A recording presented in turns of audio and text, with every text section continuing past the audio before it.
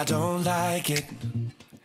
Hai, selamat pagi bosku. Jumpa kembali bersama saya Cecilia dari Pilar Mas Investindo Sekuritas.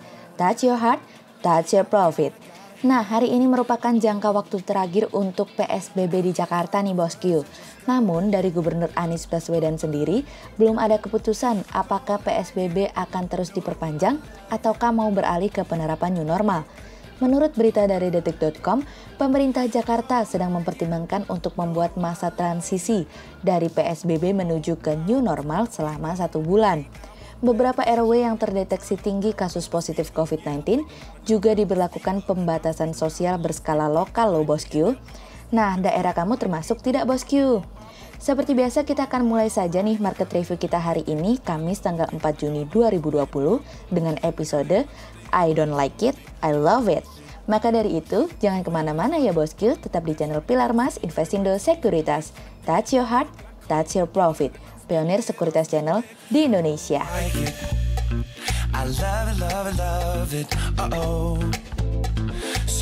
Seperti biasa kita akan mulai dari Global Economics Calendar. Ada berita dari US MBA Mortgage Application yang turun dari sebelumnya 2,7% menjadi minus 3,9%. Kemudian ada dari US ADP Employment Change yang naik dari sebelumnya minus 19.557K menjadi minus 2.760K. Kemudian ada dari US Market US Service PMI yang naik dari sebelumnya 36,9 menjadi 37,5. Kemudian kita beralih ke corporate news. Ada berita dari PT Humpus Intermoda Transportasi Tbk atau HITS yang meraih pendapatan usaha sebesar 86,26 juta US dollar hingga periode 31 Desember 2019 naik dari pendapatan usaha 81,81 juta US dollar di periode yang sama di tahun sebelumnya dari iqplus.info. Kemudian ada dari PT G Resources Asia Pasifik Tbk atau PSAB yang mencatat penjualan sebesar 244,91 juta US dollar hingga periode 31 Desember 2019 naik dibandingkan penjualan 222,60 juta US dollar di periode yang sama di tahun sebelumnya dari iqplus.info. Kemudian pada perdagangan hari Rabu tanggal 3 Juni 2020, IHSG ditutup menguat 93 poin atau 1,93% menjadi 4.941. Sektor perkebunan, keuangan, aneka industri, properti, infrastruktur, industri dasar, industri konsumsi, pertambangan bergerak positif dan menjadi kontributor terbesar pada kenaikan IHSG kemarin. Investor asing membukukan pembelian bersih sebesar 1,5 triliun rupiah. Kemudian kita akan masuk ke market review hari ini. Cerita hari ini akan kita awali dari bumbu penyedap rasa. Lagi-lagi nih bosku, tidak sedap rasanya kalau sebuah hubungan tidak ada bumbu-bumbu penyedap rasanya. Kali ini bumbu penyedap rasanya datang dari pemerintahan Trump yang menangguhkan penerbangan ke Amerika yang dilakukan oleh maskapai penerbangan Cina. Peraturan tersebut mulai berlaku pada tanggal 16 Juni 2020 atau mungkin dapat terjadi lebih cepat apabila Trump menginginkannya. Sejauh ini nih bosku, larangan tersebut lebih kepada penerbangan untuk penumpang. Namun belum ada larangan lebih jauh lagi terhadap angkutan udara antara Amerika dan Cina. Kedutaan Besar Cina di Washington masih belum memberikan komentarnya terkait akan hal tersebut.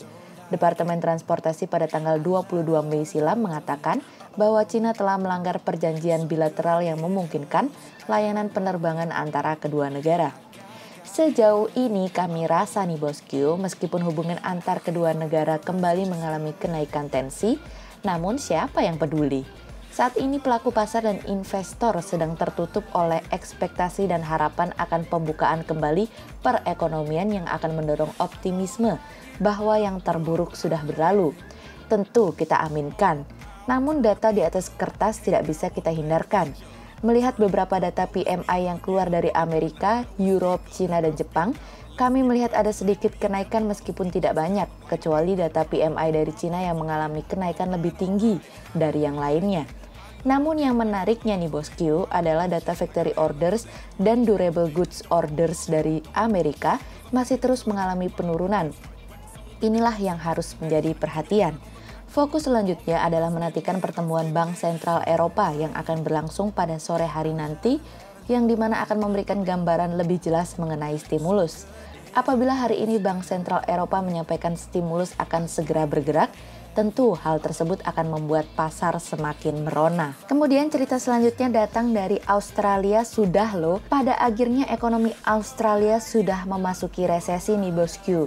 Biro Statistik Australia menunjukkan bahwa perekonomian Australia mengalami kontraksi sebesar 0,3% pada kuartal yang berakhir pada bulan Maret. Penurunan tersebut pada akhirnya membuat pertumbuhan secara tahunan menjadi 1,4%, dan angka tersebut merupakan yang paling rendah sejak krisis keuangan global pada tahun 2009 silam. Bendahara atau Treasurer John Frydenberg mengatakan dengan tegas bahwa kontraksi pada bulan Juni nanti mungkin akan jauh lebih besar dari apa yang terjadi pada bulan Maret lalu. Bank Sentral Australia telah melangkah dengan memangkas tingkat suku bunga ke rekor terendahnya, yaitu 0,25%, disertai juga dengan meluncurkan program pembelian obligasi pemerintah tanpa batas. Tidak hanya itu saja, pemerintah juga mengeluarkan rencana stimulus fiskal dalam jumlah yang besar, termasuk skema subsidi upah tenaga kerja senilai 60 miliar dolar Australia. Sebelumnya, Bank Sentral Australia juga belakangan terlihat suram mengenai perekonomian negara kangguru tersebut. Namun, dengan tingkat kesehatan yang saat ini jauh lebih baik, dapat memberikan kesempatan kepada Australia untuk melakukan pembukaan lebih awal terhadap perekonomiannya. Namun, yang tersulit menurut kami nih bosku, juga adalah penurunan aktivitas ekonomi dalam kuartal kedua nanti, sebelum pada akhirnya mengalami pemulihan pada kuartal 3 nanti. Tapi sebagai catatan, untuk mencapai pemulihan perekonomian dalam kondisi penuh, masih akan membutuhkan waktu lebih lama, karena tentu harus membuka pembatasan ditambah dengan pembuatan jadwal mengenai pariwisata internasional. Sebagai catatan penting, sama seperti di Indonesia bahwa pemulihan penuh dapat terwujud dengan catatan bahwa kesehatan dan ekonomi dapat berjalan beriringan, sehingga membutuhkan waktu untuk keduanya saling melengkapi. Ekspektasi dan harapan memang penting, namun sudut pandang dari sisi realistis juga merupakan sesuatu yang harus dipahami. Kemudian cerita selanjutnya datang dari sebuah proyeksi. Bank Dunia atau World Bank memprediksi akibat wabah virus corona ini akan meningkatkan angka kemiskinan di Indonesia antara 2,1% sampai 3,6% yang diakibatkan pandemik virus corona nih bosku. Senior Bank Dunia untuk Indonesia Ralph Van Dorn mengatakan bahwa kami memperkirakan perlambatan pertumbuhan ekonomi akan mengarah pada peningkatan kemiskinan antara 2,1% hingga 3,6% atau setara dengan 5,6 juta sampai 9,6 juta jika dibandingkan dengan keadaan apabila di tahun ini tidak terjadi pandemi. Pemerintah memang telah menyiapkan paket kebijakan fiskal yang besar untuk memberikan perlindungan kesehatan, sosial, serta dukungan bagi pelaku industri. Ada banyak insentif bagus yang diberikan oleh pemerintah, tetapi kami khawatir nilai dari berbagai insentif tersebut tidak cukup untuk mengurangi dampak negatif dari pandemi ini. Kami khawatir besaran dari dukungan yang dialokasikan untuk setiap rumah tangga mungkin tidak cukup untuk benar-benar mengimbangi dampak ekonomi terhadap mereka.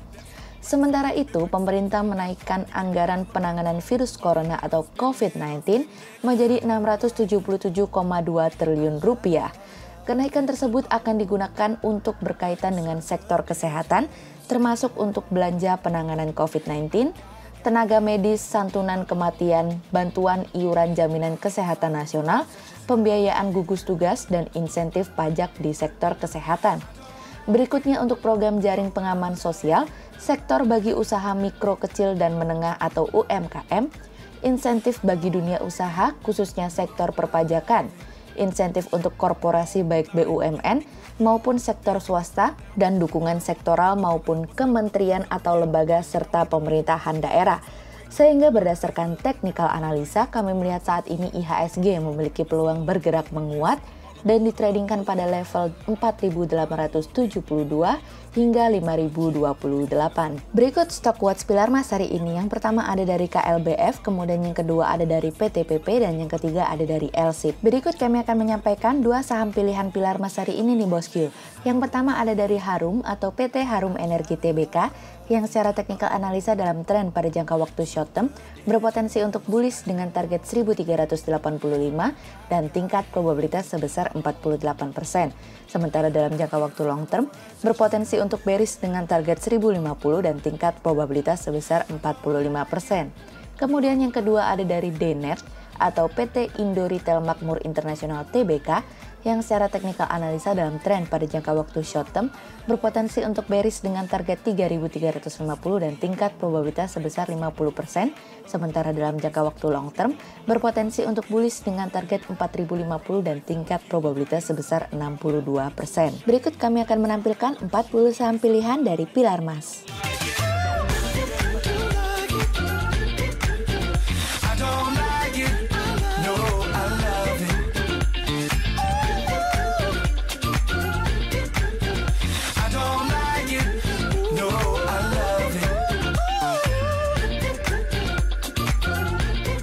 Sekian untuk review market kita kali ini ya bosku. Untuk lebih lengkapnya bosku bisa mengklik link di bawah video ini atau bisa juga langsung akses ke website kami di www.pilarmas-investindo.co.id.